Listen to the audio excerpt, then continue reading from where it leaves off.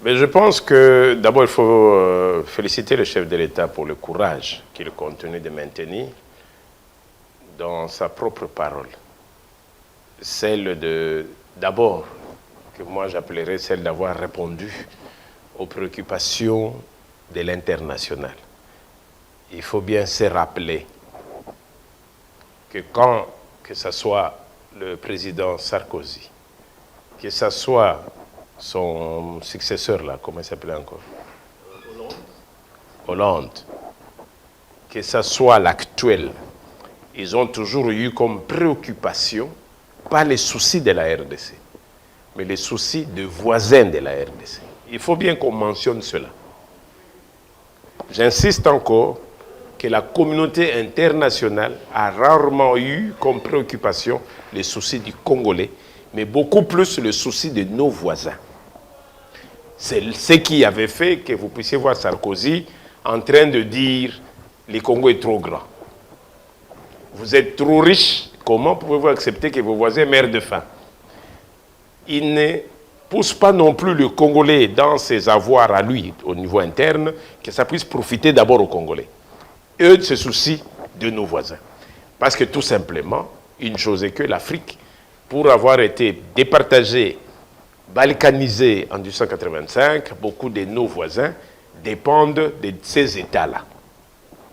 Il faut encore rappeler que le Congo, qui est resté l'État indépendant du Congo, est resté à la disposition de tous les 14 signataires. Mais à côté de nous, nous avons la partie portugaise, l'Angola, le Botswana, qui sont tous restés dans la partie angolaise. Vous avez le Rwanda, le Burundi, l'Ouganda, la Tanzanie, le Soudan, qui sont tous restés dans l'enclave anglaise. Vous avez Brazzaville, Gabon, Cameroun, Tchad, tous sont restés dans le CFA, les communautés, les colonies françaises d'Afrique, qu'on peut aujourd'hui appeler communautés françaises, mais qui sont en fait des colonies. C'est-à-dire la RDC s'est fait entourer de toutes les pressions des forces internationales. Mais comme la RDC restait neutre, chacun veille d'abord à l'intérêt de son enfant. En fait, les Congos, si je peux donner une image ancestrale, c'est les papas qui meurent et on y met un représentant de la famille pour essayer de résoudre les problèmes de la succession, mais chaque maman est en train de protéger ses enfants. C'est ça la situation du Congo. C'est-à-dire les différents intervenants de la conférence de Berlin, chacun veille aux intérêts des pays qui lui étaient coloniaux. Et malheureusement, le Congo seul face à cela subit. Et donc, quand vous vous retrouvez comme président de la RDC, la première des choses, c'est savoir que vous n'aurez pas affaire aux Congolais. Ça, il faut bien que le chef de l'État lui-même les comprenne. Il n'a pas affaire aux Congolais. Les Congolais peuvent se réveiller un matin et avoir une seule voix. Je dis les Congolais peuvent se réveiller un matin et avoir une seule voix. Vous savez à quel moment les Congolais ont une seule voix? Non, quand on veut couper les pays. Là, ils disent, ah non, là, on ne coupe pas. Mais quand on dit les Français, on dit. Ceux qui sont du côté français disent, ouais, les Français, on dit dialogue. D'ailleurs, les Belges appuient. Non, les Américains ont dit, c'est fini, ils vont taper sur le Rwanda. Je dis, mais est-ce que vous savez que le Rwanda était un fils de l'Américain? Vous voyez un peu ce syntaxe-là. Est-ce que vous savez que l'Ouganda dépend de Londres, que Londres n'est autre que les États-Unis? Moi, j'aimerais donner aux Congolais une image, c'est l'image de ceux qui ont suivi le président ukrainien. Le président ukrainien qui devait faire les États-Unis. Vous êtes de la presse, vous avez suivi que ce président vient dans la chambre ovale et il est devant Trump. Trump lui dit, voici ce que Trump dit. Messieurs, tout ce que vous avez comme richesse est chez vous. Vous allez maintenant nous les payer. Parce que nous, si on n'avait pas intervenu, les Russes, là, ils vous auraient déjà tout pris depuis. Les Européens qui disent qu'ils vous protègent, non, ils ne vous protègent pas. C'est moi qui vous protège et eux bénéficient en dessous. Et donc là, je vais y mettre fin.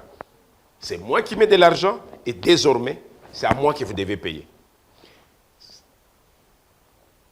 Zelensky n'a pas compris ça.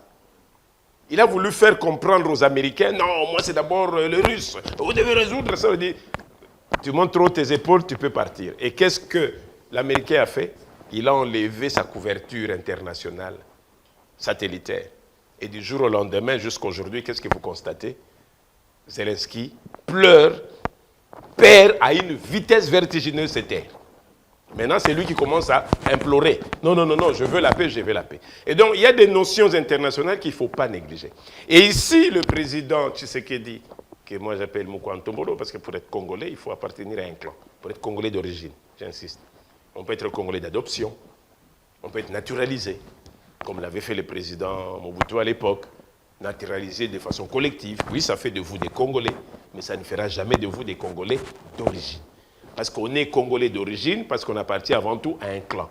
Et le clan, c'est la terre. C'est pourquoi d'ailleurs, même dans la loi sur la réforme foncière, nous insistons que la loi a été révisée, certes. Il y a toujours cette crainte de dire que la ministre puisse rapidement nous donner une commission avec des textes pour sécuriser les terres coutumières. Parce que si on ne les fait pas, demain on deviendra les terres mondiales d'outre-mer. Ça veut dire, comme Kinshasa aujourd'hui, vous êtes dans la ville de la Gombe ici, vous ne savez pas qui était originaire de la Gombe. Vous ne savez plus repérer où sont les Humbu qui vivaient dans Gombe ici. Et donc on risque demain d'avoir un Congo qui devient un Congo d'outre-mer, un Congo mondial, parce que chacun peut faire ce qu'il veut. Et comme l'objectif a toujours été au niveau international, effacer l'identité congolaise pour en faire une histoire mondiale, donc on risque de prêter flanc à ce genre de jeu. Et donc le président de la République, qui est devenu aujourd'hui Mukwantombolo, mais Mukwantombolo parce qu'il était le fils de Mupompa, le vieux Mouniéré. Est-ce que Étienne Tshisekedi s'appelait Mupompa? Ou Mupompa? Tshisekedi ou Mupompa?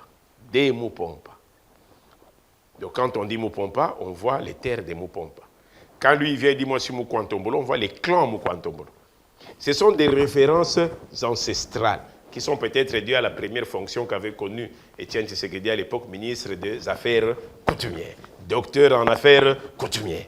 Est-ce qu'on ne comprend pas qu'il y a d'abord, au fond, que ce soit dans le père ou dans le fils, d'abord un souci de la protection du sol?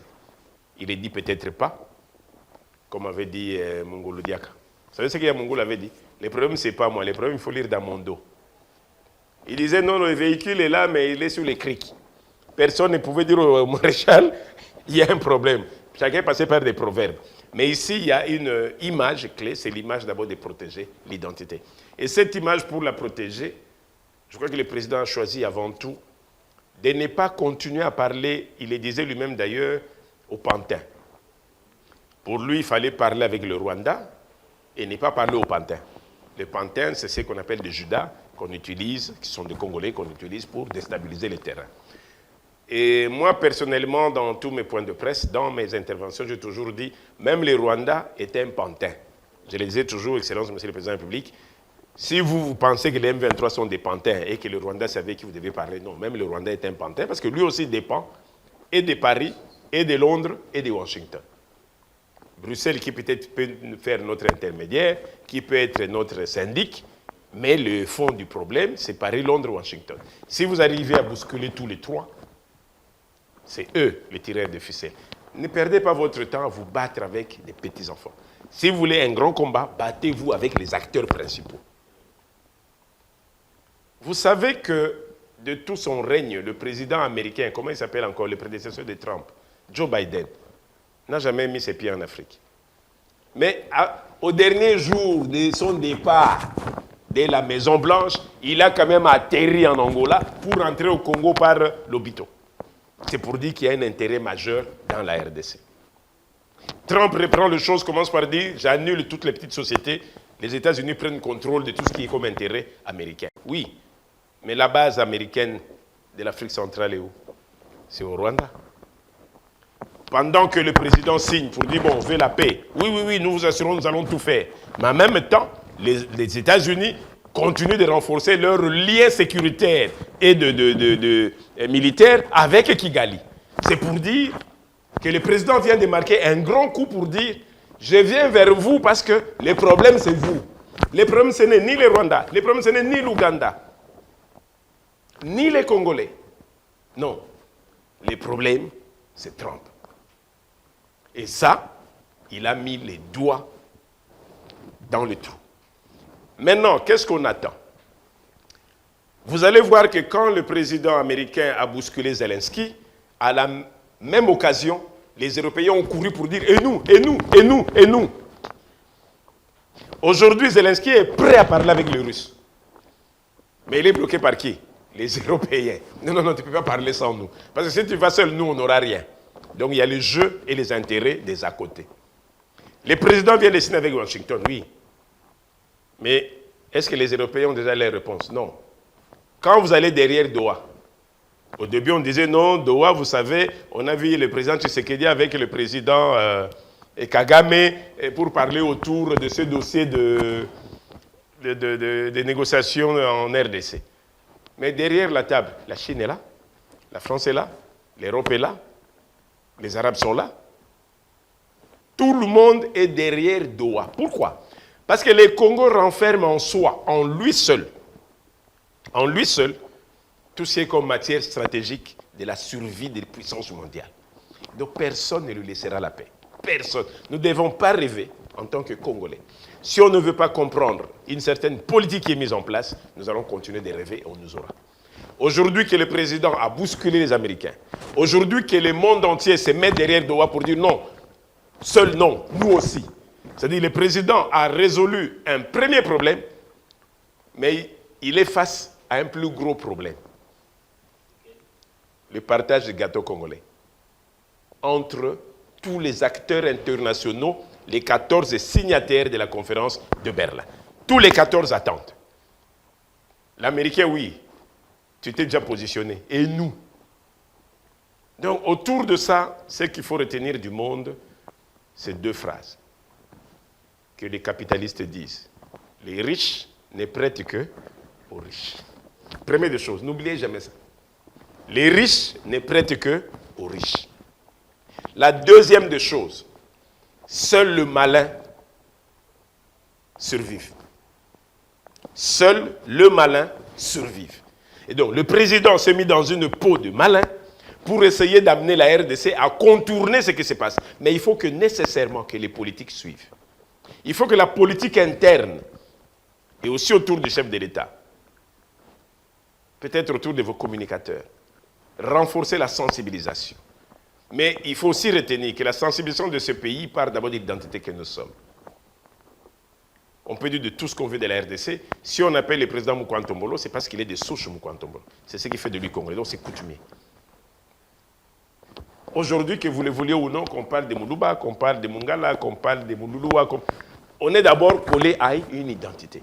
Il faut qu'autour de l'autorité coutumière, qu'on fasse un effort de renforcer cette cohésion, que les messages passent par l'autorité coutumière, qui est le socle de communauté locale, qui est le socle de la communication de sensibilité. Si le président revient sur ça, s'il fixe cela, alors tout ce qui prend de l'extérieur, comme dans toute maison, quand on revient dans la maison, on parle d'abord avec sa femme. Parce que c'est la femme qui connaît les enfants. Les papas n'entrent pas dans la maison en train de pleurer. Les enfants vont fuir. Seule la femme sait voir que mon mari est en train de pleurer. Et quand il l'amène à côté, il dit, qu'est-ce qui se passe? Non, tout ce que j'ai cherché, je n'ai pas eu. C'est la maman qui vient pour dire, bon, votre papa est là, mais comme tout ce qu'il avait amené, les camions tombaient en panne, donc aujourd'hui, on va seulement manger les matembélés, c'est demain qu'on aura la viande. Parce que c'est elle qui connaît la communication avec les enfants. Faisons très attention. Le président fait un très grand travail au niveau diplomatique. Il a fait un grand coup. C'est déjà quelque chose de gagné, c'est déjà une force, mettre tous ces chefs d'État en face, arriver à faire ce que j'ai vu, pratiquement la table ronde économique, avec lui-même en présidentiel, au niveau des États-Unis, c'est pour dire parlons-en. Et ça, c'est le résultat de sa grande diplomatie qu'il a eu dans son premier mandat, qui donne le résultat au deuxième mandat. Mais, de grâce, dans la communication, laisser l'autorité coutumière faire son travail, renforcer ce qui est local, parler. Quand le président va au Kassai à Kananga, c'est vrai, les politiques, chacun va pour essayer de parler parce qu'il doit marquer déjà en avance ce qu'on appelle les projections électorales. Mais les chefs coutumiers qui les regardent, pourquoi doivent-ils attendre jusqu'à la fin pour qu'on leur dise seulement prenez votre cocaïne qui se battent aussi en public? Non. Alors que les premiers qui devaient être responsables, c'était eux, ils auront compris ce qui se passe et ils auront déjà communiqué. Et donc, je pense qu'il y a lieu de se ressaisir. L'autorité coutumière a été très bazardée depuis l'époque coloniale. L'autorité coutumière, les premiers qu'on tue dès qu'on fait des agressions. Mais faut-il encore que le pouvoir public dont il émane puisse lui donner sa place? Vous n'allez pas attendre de l'homme politique venir vous dire « merci, président ». Ne peut dire « merci, président » que celui qui est dans l'union sacrée. Et encore, même dans l'union sacrée, c'est s'assurer, est-ce que le temps pour moi de dire « merci, président », est-ce que dans votre nouvelle mise en place, je me retrouve d'abord? J'ai dit déjà, rien qu'à l'intérieur, ceux qui sont censés dire « ouais, on a gagné », ils disent oh, « Bonico, ma part, c'est d'abord quoi ?» Avant de vous appuyer. Alors quand vous enlevez ceux qui sont censés déjà vous accompagner en tant qu'union sacrée, maintenant les adversaires clés, c'est-à-dire hors union sacrée, vous voulez quoi? Qu'ils viennent vous jeter des fleurs? Je crois que nous avions autant de scientifiques et académiques avec des hommes politiques. Pourquoi les gens font de la politique?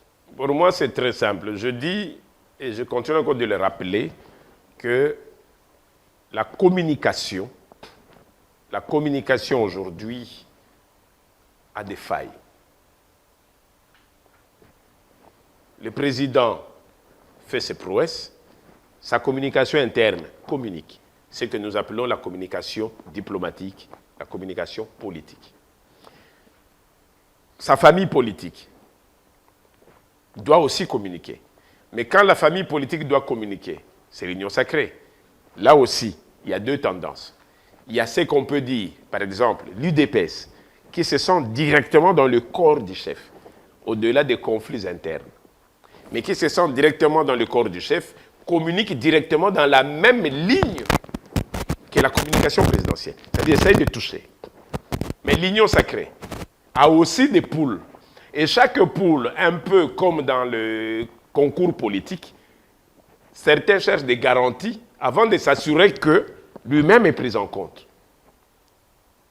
Ça aussi, il ne faut pas oublier. Donc, si déjà cette communication ne patine, piétine, donc tous les efforts que le président aurait poussés aura peut-être malheureusement peu d'impact. Maintenant, autour de tout ça, la plus grande question, c'est de se demander qui sont les communicateurs des communautés locales. C'est l'autorité coutumière. On peut tout dire, que ce soit au niveau national, que ce soit au niveau provincial, vous avez des gouverneurs qui d'ailleurs tous se plaignent. Quand ils ne sont pas bousculés par les assemblées provinciales, ils sont bousculés par les différents pouvoirs du gouvernement provincial. Donc ça se bouscule dans tous les sens. Ils sont plus concentrés eux-mêmes à protéger leur pouvoir. Quand vous allez dans la rétrocession, est-ce que ça atteint les sols? Est-ce que ça atteint les secteurs? Est-ce que ça atteint les groupements, les chefferies? C'est aussi une autre question. Donc, autour de tout ça, la personne clé qui est censée communiquer, c'est l'autorité coutumière. Est-ce que dans la nomenclature de communication des actions des chefs de l'État, l'autorité coutumière est-elle prise en compte? C'est là que vous sentez que les gens disent souvent « Ah, Makambuna Bango ya Kinshasa, Makambuna Bango ya politique ». Donc, la population en soi n'est pas sensibilisée. Il y a des gens qui peuvent être là, qui croient que « Ah, Eza Ninyango, oh Mobutu Azongi ». Vous avez des gens qui disent Mobutu Azongi. Oh, Maréchal Akenda Kalabite Azongi. Parce qu'il y a une communication qui va dans tous les sens. Alors que même les colons belges, pour communiquer, passaient par qui? Mais par l'autorité coutumière. Parce qu'ils savaient que c'est lui qui connaît. C'est lui qui connaît les socles. C'est lui qui connaît les problèmes de sa communauté. Et donc, autour de tout ça, pour moi, l'action du chef de l'État est bonne, mais il manque un fond.